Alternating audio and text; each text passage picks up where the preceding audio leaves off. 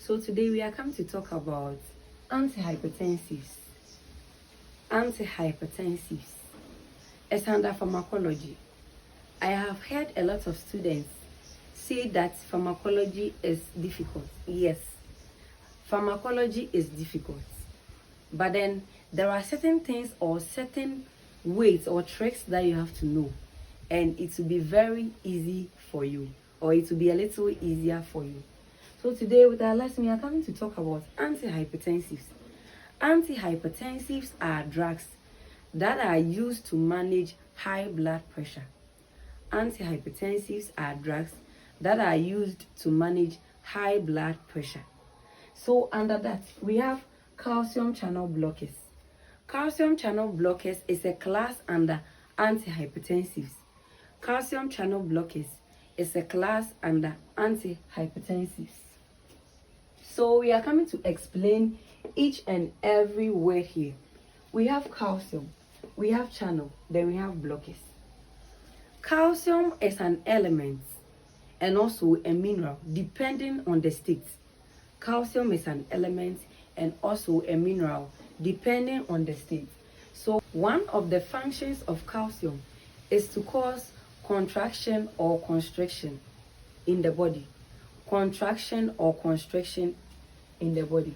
Then we have a channel. A channel is more of a pathway.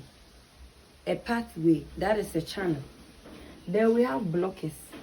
Blockers are things that restrict the movement of something. Blockers are things that restrict the movement of something.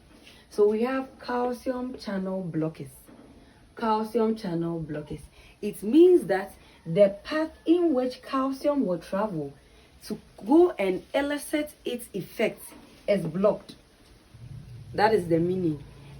So calcium channel blockers simply means the path in which calcium travels to go and elicit its effect is blocked.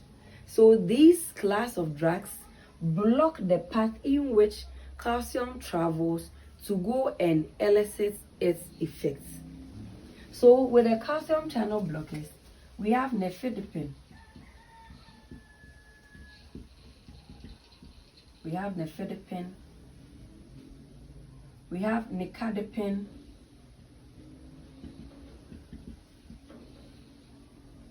We have isradipine.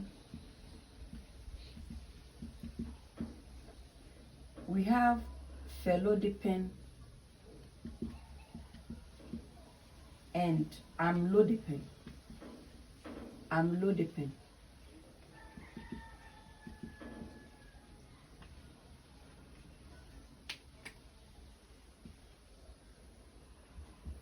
And amlodipine.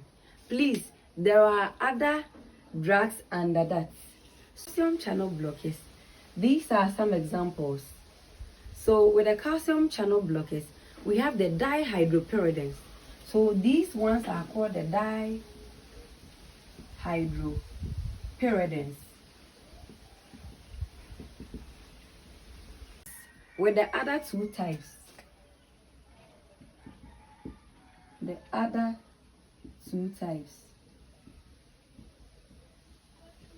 we have the diltiazem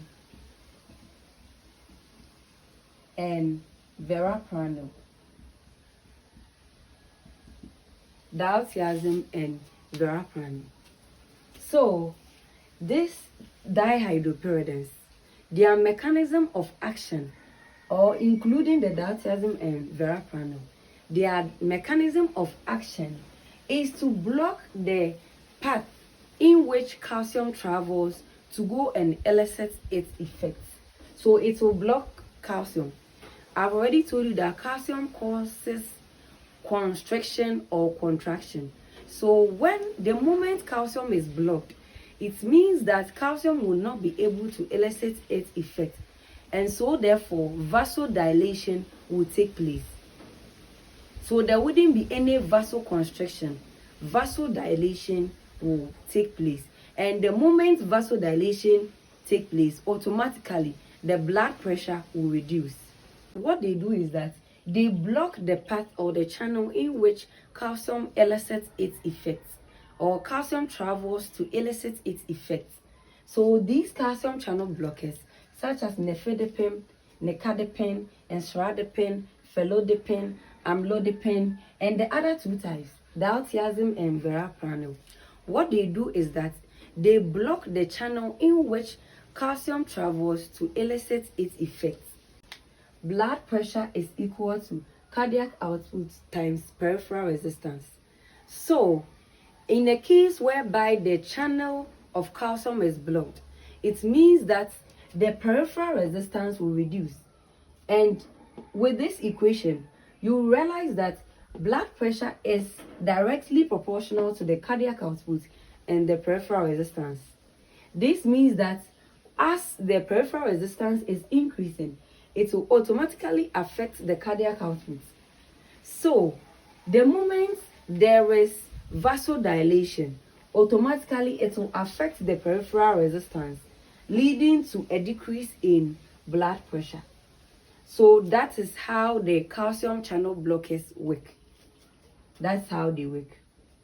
So I have arranged it in this way so that it will be very easy for me to remember. So with the calcium channel blockers, I have abbreviated it in such a way that I will not forget it. So we have nifedipine, nicardipine, ensifentrine, felodipine, and amlodipine. So I have abbreviated it as NNIFE. NNIFE. And the other two types under calcium channel blockers, whereby we have the diltiazem and verapamil, I have also abbreviated it as VD, so that I will not forget it. Yes, I have heard a lot of people complain about pharmacology, but these are some of the tricks that I use so that it will be very easy for me to remember. I have heard a lot of students complain about pharmacology, but these are some of the tricks I use in order for me to remember it easily. Now, you and I know that BP is equal to cardiac output times peripheral resistance. Peripheral resistance is the force that the body encounters as blood flow within the blood vessels. Peripheral resistance is the force that the body encounters as blood flows in the blood vessels. So it means that